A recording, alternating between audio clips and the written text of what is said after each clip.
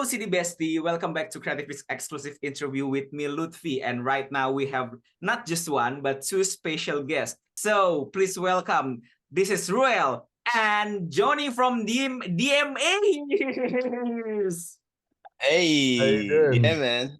Yes. I'm very, very fine. Actually, I'm very sleepy because I'm watching football and three hours ago. Did you watch it? They watched the Premier League last night. No. The Indonesian team, Indonesian under Ah, 23 proper team. local Yes, respect.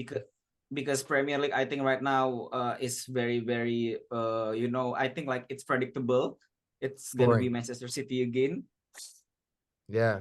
After I haven't even spoken to you about, I don't know how, because Tommy and DMA is an Everton supporter. I'm a Liverpool supporter, so there's Oh, a bit of Oh, bravo! that yesterday. that But, wasn't predictable. no, it Yeah, wasn't. indeed. Nah.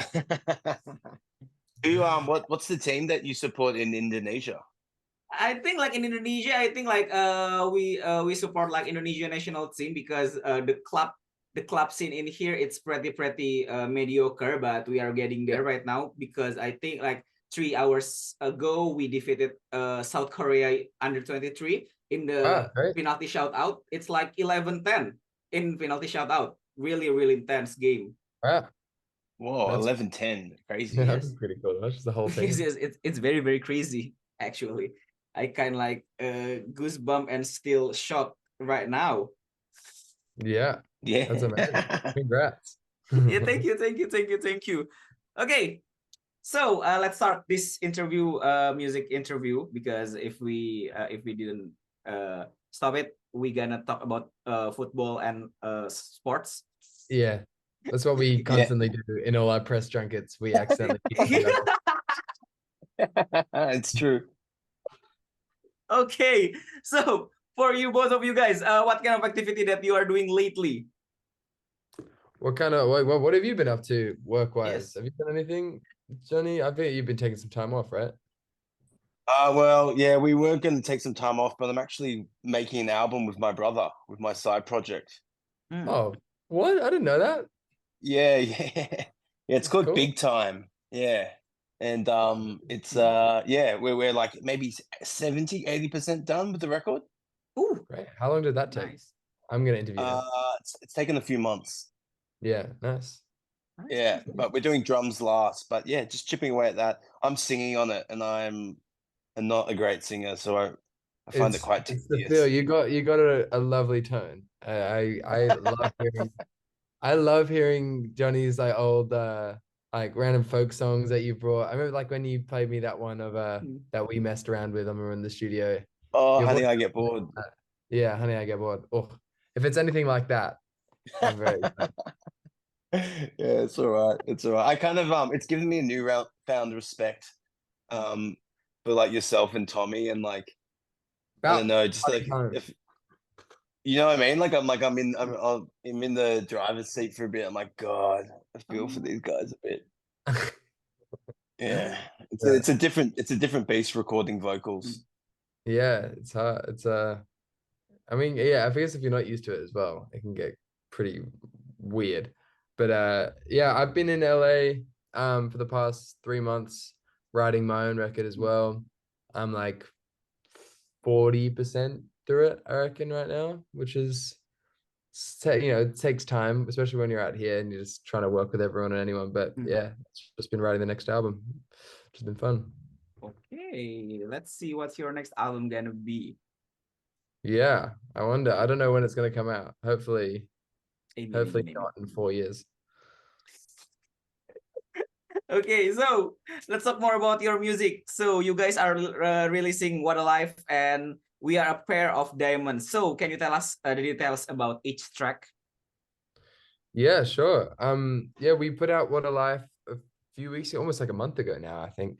Oh. Um, and yeah, that was the first single of our little release project that we've been working on for I guess a few years. We wrote the songs a few years ago, and then Really? only recently we started to revisit them. And we finished off What a Life and We're a Pair of Diamonds, and then We're a Pair of Diamonds came out almost over a week ago. And yeah, we love the songs, the bits, and yeah, it was kind of random how it came about. We just kind of got in a writing session, like with the kind of end goal of writing something for my last album. But I felt like when we finished them, we were like, this could be really cool as just a separate collaboration in the future. So we saved them for that.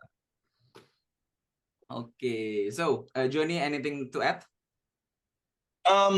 Yeah, I guess one of the surprising things is that so we had a whole bunch of songs that we'd written, and but the cool thing is I guess they were. If the thought was originally it was going to just be for just Ruel singing it, but I've been really surprised. I was really surprised when we got both of Tommy and Ruel singing them because they've both got great voices but very different voices. And it actually makes the recording sound really fresh to me. You don't hear that often, a duet, I guess you could call it, like two guys doing a duet. So it actually made it sound really fresh and really special. Wow, wow, wow. So who approached first and because of what? Sorry? Who approached this project first and Oh, why? yeah. I kind of forget who put this session together. I think it might have been Universal. I think it was Universal were kind of asking us to kind of work together for a while, and then when we were in the same place, I think we had this, I think this kind of mutual respect from afar, and we hadn't, I don't think we'd properly met before. So we met in the studio properly for the first time, and then I think from that first session we got along so well, and we kind of all clicked in the studio as well as just mates. So I feel like it was just, we knew it was going to be easy to work with each other. So I think it was just a mutual thing where like it was going to be, yeah, exactly, easy to get this finished and get this done. So we just kept going. Oh, wow. So in this single, I think like it seems like you guys give a different feel to each other, to each other music. I think in especially in these two singles. So is there a reason behind this to give a different feel to each other? Yeah. Don't I answer that one, Johnny? Just about like how our differences come together. Yes. Yeah, well, I guess one thing we've realized is kind of like what Ruel was saying before is like, on the surface, I guess DMA's being a band, Ruel being a solo project, and having different inspirations. You can definitely see the differences in our styles of music. But when we got into the studio, we actually found out that our music was actually quite similar in that we love classic songwriting, and good lyrics and good melodies and all that stuff, and harmonies and all that kind of, and then we discovered all the similarities by hanging out and writing music together. So it's really funny. It's one great thing about meeting other artists and working with them is, yes, there are differences, but when you find those beautiful similarities, that's when they can really shine. Okay. So this is like person one-on-one question. I think this is for Ruel first. Ruel or Ruel? Ruel? Rule. Okay. This is for Rule first. So this is your first collaboration project with an alternative band, and this song I think like this song like seems to be a continuation of what you did in your previous album, Fourth Walls. In really? terms of sound, I think. In my opinion, I think like it's like a Yeah, continuation no, of what there's you're definitely doing. similarities. Yeah, for sure. Yeah, sorry, what was the question? Yeah. Like why you want to make this project like the continuation of the Fourth Wall? Well, I think we didn't really have that in mind personally. I think when we were writing the songs, at least the demo stage, I was like, I don't think I've got anything like this in my demos, like for the album. Like I don't think this is like, I feel like it's pretty removed in a way. And then I think the more we worked on it, the more I realized, like, especially when we got in the studio to finish it, I think when I sing on something, it kind of immediately kind of sounds like one of my songs a lot of times, which is like, which is kind of funny. Like I don't really know how that works, but maybe I just like every time I sing something, it kind of feels Like, yeah, it's hard for me to make something sound completely out of my world, which is kind of annoying sometimes. Because sometimes I want to try and write like a really emotional folk song that's kind of, you know, Jeff Buckley, Elliott Smith inspired, and then it just kind of sounds like just one of my songs. And I'm like, damn, like I wanted to just be more emotional. And sometimes it just sounds like, you know, like my sound, which is not a bad thing, but yeah, I don't think it was intentional. Yeah, something like that is it's like really bittersweet, because it's kind of like it's what makes it unique and you, and it's like this, it's the signature. It's a producer said that to us one time, because we were experimenting with more dancey stuff and then going back to rocky stuff and the more pop stuff, and they're like, Yes. and Stuart Price said to Tommy one time, he was like, if you guys wanted to, you couldn't not sound like DMAs even if you tried.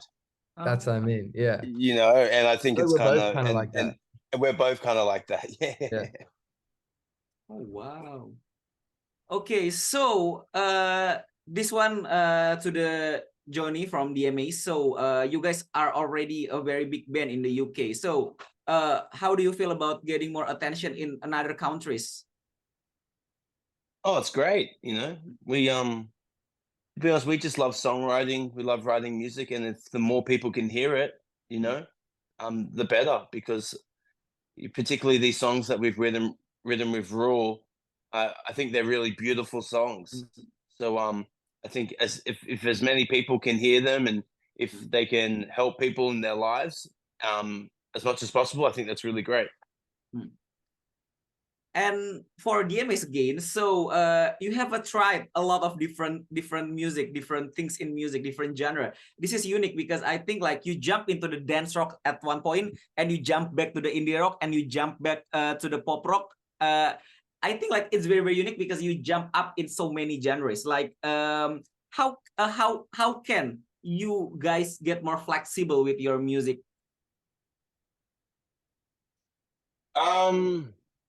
I guess the reason why we jump from so many different genres is because we love so many different genres. Oh wow. You know, it's like for me, if we only made indie rock albums, I would get bored of that. You know, and if I only made pop albums, or if we only made dance albums, that to me that's boring.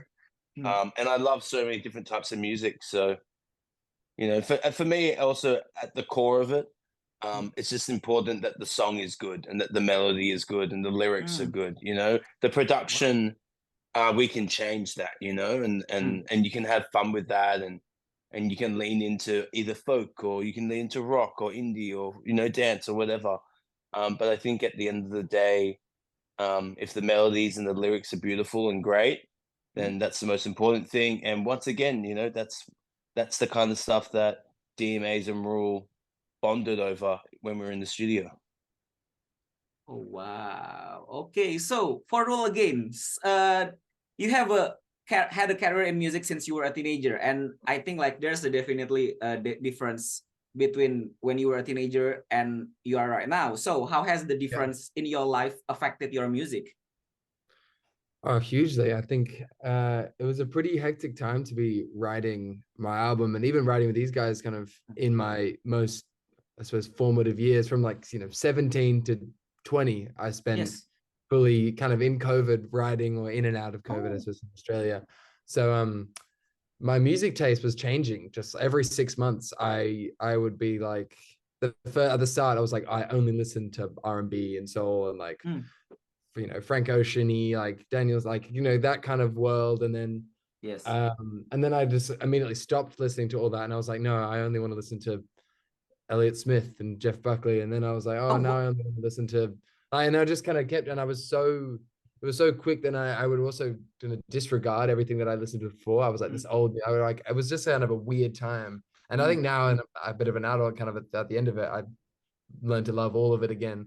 But writing, it was like every time I went into a session, if anything slightly sounded like R&B, I'd be like, oh, I don't like it anymore, because I like just this now, and I need to just write this. So it was kind of hard to kind of be changing so much as a human, and writing an album and trying to make it sound cohesive, and trying to make it happen fast.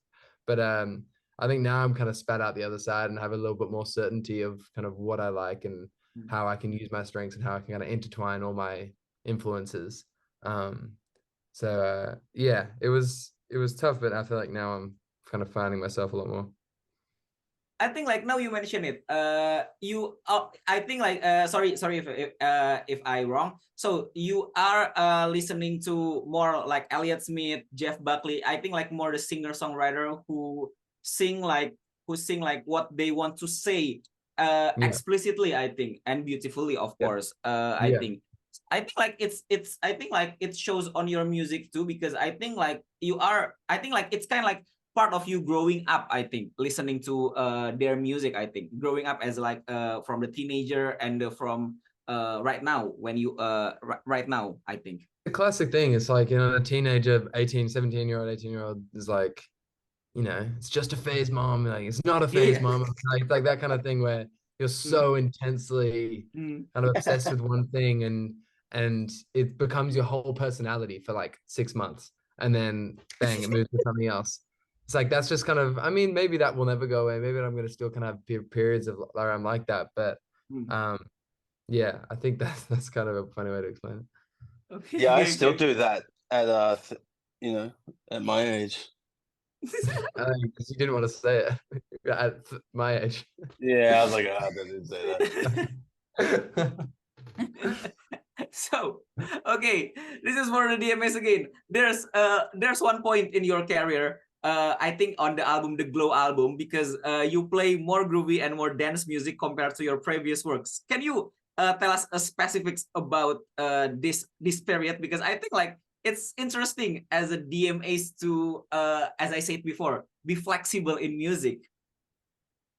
Yeah, well, kind of what Ruel was saying before, though, me as a 34-year-old, I can still actually, I was 27 when around that time, and I was obsessed with the Chemical Brothers and Underworld, really? and Groove Armada, and I was and before that I played in country bands, I played in rock bands, but I'd never really been a huge fan of dance music before. Oh wow! And then we played a festival in the Netherlands called Lowlands Festival, and I remember going out and Underworld were playing, and I saw like 40,000 people, just like loving Underworld, and it blew my mind. And that's when dance music really connected with me.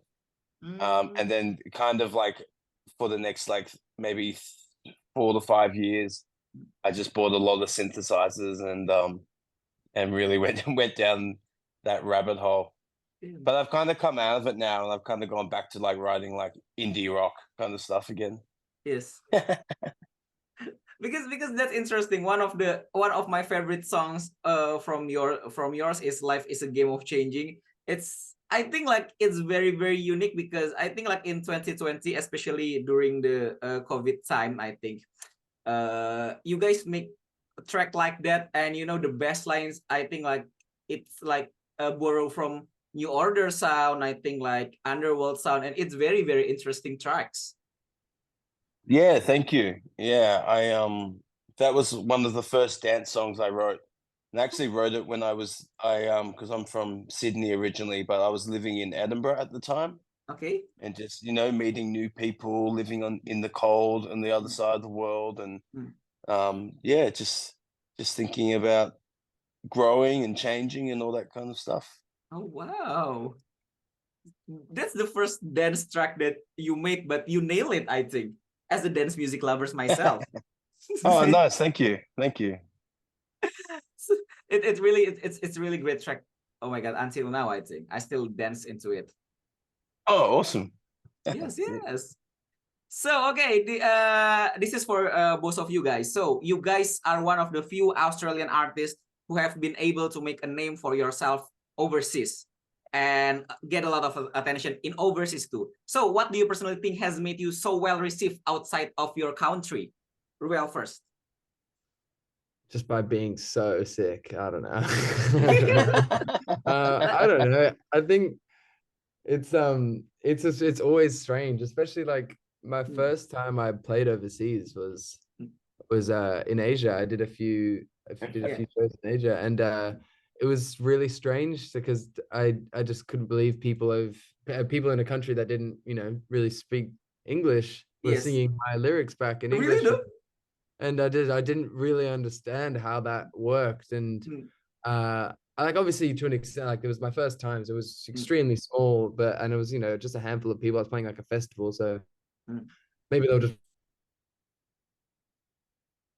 I think it just like the fact that I just kind of kept coming back and just drawing pretty relentlessly. Like it was a pretty hectic decision for like my parents and myself to kind of make when I was around that time. I was like 15, 16, to just be like, okay, if I want to grow overseas, I'm going to have to be overseas and just try and tour as much as possible. But I honestly think for me, I think that's the only way to get a solid fan base in like the live world, is to just keep going and keep just going into like territories that you don't even know you have a fan there yet, and then you just book a show, and no matter how many people show up, you just keep coming back, and then things will tend to grow if the music resonates. And I think that was my approach, and I feel like you guys is pretty similar. DMAs. Yeah. Well, it was quite funny with us, because when I was a teenager, I used to listen a lot to Oasis and the Stone Roses and Primal Scream and stuff like that, But I also, like, I guess this was kind of like before Spotify and lots of stuff like that, and it's just like kind of mates at school handing over CDs, and I didn't really understand how big like these bands were, like Blur and Oasis. I just didn't get it because I was just a teenager from Australia. I didn't really understand like how massive they actually were. So when we started doing kind of like using that British sound as an influence, we were kind of naive, we didn't really get just how huge it was. And then there was actually a band called the Cortinas, and the lead singer heard our song Delete, and he asked us to support him, and he was playing anywhere between 3,000 to 5,000 people every night. So we supported the Cortinas, and we went over there, and that's when we really started getting picked up on people's radar. And then Liam Gallagher tweeted about our album. And yeah, I didn't even know that. And yeah, he tweeted about our second record. Sick. Yeah, it was cool. And that's kind of like when things really started taking off. Yeah. And then we supported him over there, and and like Ruel said, just going over there and just working really hard and playing a lot of shows. It's super, super important. Wow! We've got the seal of approval from Liam Gallagher. It's like when you've got a seal of approval from Liam, like it's easy. I think from now on, I think when in the UK, I think. Yeah, he said it was biblical. Yes. Oh, really? Yeah, okay. God damn. Yeah, it's pretty funny. Okay. Okay, so to you guys, this is one of the maybe like the hardest question on this interview. Many artists can't answer this fast. So I got challenge for you guys. So name 5 things we didn't know about DMAs and Ruel. From Ruel first. Damn, you should have texted us this like before, and I could have actually thought of some good stuff. Now I'm just gonna say like, I mean, you don't know that I'm wearing shorts right now. Maybe that's that's the thing. I can count that as one. That you specifically, I don't know, man. The internet's pretty wild right now, and I'm a bit of an open book. There's not many things people don't know about me. Let's think. I mean, I dropped out of high school. That's kind of, I mean, that's kind of expected. I got expelled from my preschool. From like kindergarten, I actually fully got expelled. for being a little bit of a nutcracker. Okay, And then I guess that's 3. What's another thing? I mean, okay, I'll say I've written like 50 songs for the album so far in like 2-3 months. So that's pretty cool. I haven't Wow, told very anyone. productive. Yeah, they've written a lot. I mean, who knows how many are actually good, but you know, still quantity over quality is what I say. Yes. And then I don't know. Okay. I The think last that's one. 4. That'll do for me. That's pretty good. That's pretty good. But okay, I give you the last one. So, what's your favorite album of all time? Oh, okay. Yeah. All right. For me, I think the one with the least skips is it's tied between Frank, Amy Winehouse, and Frank Ocean Blonde. It's funny how they both have Frank in it. But Yes. yeah, I think Amy Winehouse first record or Blonde, Frank Ocean are like Oh, my wow. most I go back to the most, I'd say. All right. So, Johnny from DMAs, 5 things we didn't know about DMAs or maybe about you.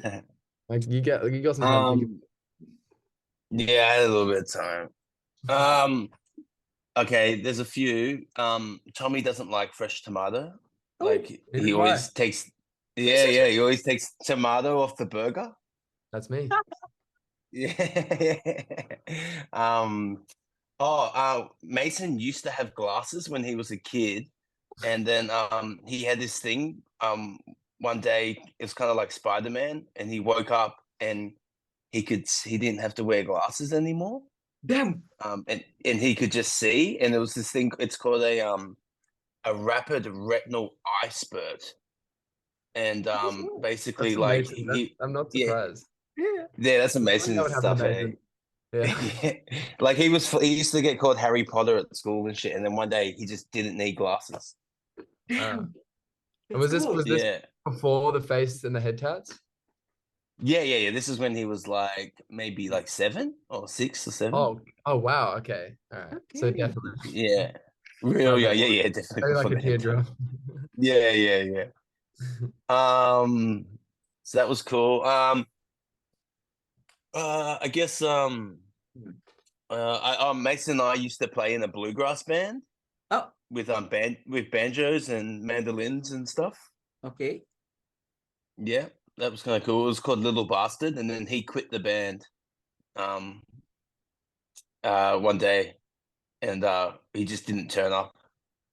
That was that was pretty funny, and we replaced him with my brother. Okay. Yeah, so that was kind of fun. What else? Your favorite album? Oh, I went to the Youth Olympics for swimming. Oh, Fuck. What? Yeah. When I was and I still hold the New South Wales 100-meter 11-year-old 100-meter backstroke record. damn. You're a backstroke guy?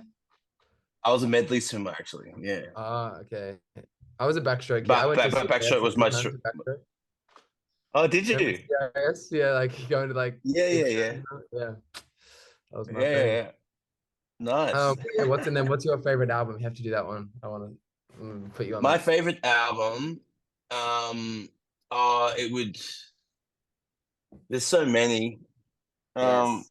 Do you know what? At the moment, one of my favorite albums is called Black Light by Groove Armada.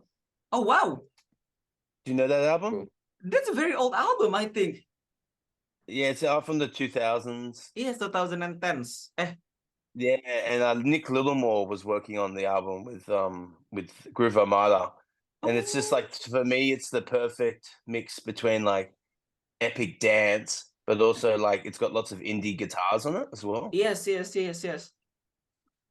I love that album. It's like my pretty much everything for like a couple of years. I was just kind of channeling, trying to make that album. Oh, wow. I didn't expect like you answer Groove Armada, you bring up Groove Armada Black Light album because I Won't Kneel, one of the track on this album. That's my favorite track Love until that. now. Oh really? Yeah, it's amazing, Yes. isn't it? Yes. What's the album called again? Little Black Book? It's called Black Light. Oh, Black Light. Groove Armada. Yeah. I'm gonna save it right Yeah. now. That's my Yeah, favorite one too, because it's every song so good. because I think like it's mixed emotional dance song. I think on there, it's very very emotional. Especially I Won't Kneel is very very emotional in my opinion. That's why I feel Yes, like I yeah. haven't got into dance music because I haven't found enough emotional dance music. Dude, give this album a go. It's a real Yeah, I just good have to save it. link up. Yeah, between like kind of it's got some guitar stuff in it, but it's just really epic. And then Cool. yeah. I think like it's like the emotional grandiose of dance music. I think in there. I think. Yeah. Yes. It's also because they've got black light and white light. Yes. And they have like they kind of like they double up on a lot of the songs in these two albums, but they're just like different versions of them. Yes. So It's very unique album. Yeah, so You should try. yeah, cool. very cool. Ben? Okay, so this is the last question from this session. So what will you do next after this? Maybe like you're gonna releasing EP or maybe collaborative album, maybe? Well, I feel like we got to get back in the studio and yeah, I feel like there's a couple other songs that we wrote that I really like, but yeah, we'll definitely be back writing again. It's too much fun not to. So yeah, we'll see. Yeah, I'll have to I'm actually in America in June. I'm gonna go to That's when I move. Nashville. That's when I Yeah, move. I'm going to Nashville in June as well. Oh wow! Are you? We should try and link that up. Yeah, I'm doing a trip to Nashville for like 2 weeks in June. Oh, dude. Yeah, wow. Let's definitely do that. That'd be fun. Cool. On the Go to Nashville, some sick do you restaurants or guys something. want to make a bluegrass album? Maybe. Yeah, bring back the banjos and the mandolins. Let's do it. Well, from what I've heard, Yeah. you can write some good rock music in sessions in Nashville Oh and yeah, stuff as well. Nashville's got everything now. I wrote some really sick, just like R&B pop, like alternative stuff with Sick. a bunch of people out there. It's like it's genreless out there now. I think you can go there and just do whatever because there's so many producers out there that have come from all out. Yeah, let us know if you have any good recommendations for people to write with. Definitely, I will. I'll hit you up after. Yeah, 100%. awesome. Okay. Sick. So that's wrap for this interview. Okay, Ruel, Johnny, thank you very much for having me for this interview. It's very, very nice to chat with you about music, actually. And I didn't want this to end, in my opinion. Thanks, Yeah, man. me either, man. That was awesome.